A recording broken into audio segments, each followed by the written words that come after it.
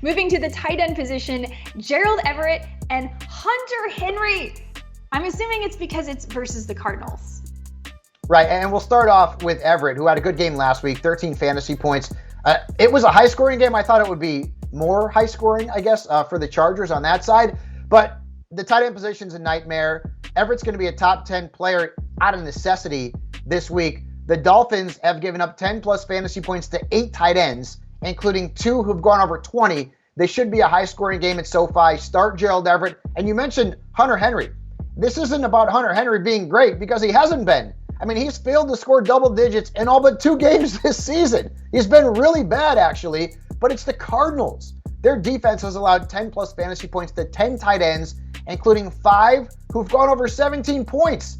So Hunter Henry's on the waiver wire too, Jen. You could pick him up and play him if you're desperate at that position. And trust me, people are desperate at this position. I know I am in 1 or 2 leagues, I have to admit it. As far as who we're sitting at the tight end position, you're sitting Dawson Knox despite the fact that he is in that fantastic Buffalo Bills offense. But more importantly, you're sitting the tight end too from week 13. That's how bad it is, guys. Noah Fant. Dawson Knox, this is like a rage sit. Everybody started him last week. He had nothing. 0. Zip. Zilch. Bupkis. You get my point. And now he's got the Jets. Again, I mean, the Jets defense is really good. The last time they faced off back in week 9, Knox had 5.5 points. He's touchdown dependent, and the Jets don't give up touchdowns to tight ends. So beware Dawson Knox. And you mentioned Noah Fant. I was wrong about him last week. I thought he'd have a bad game. He was actually really good. But think about it. How many games has Noah Fant really produced good numbers in the stat sheets? Also keep this in mind.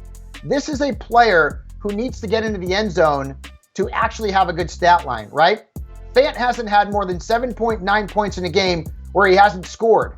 Guess how many touchdowns the Panthers have given up to tight ends this year? 3. That's it.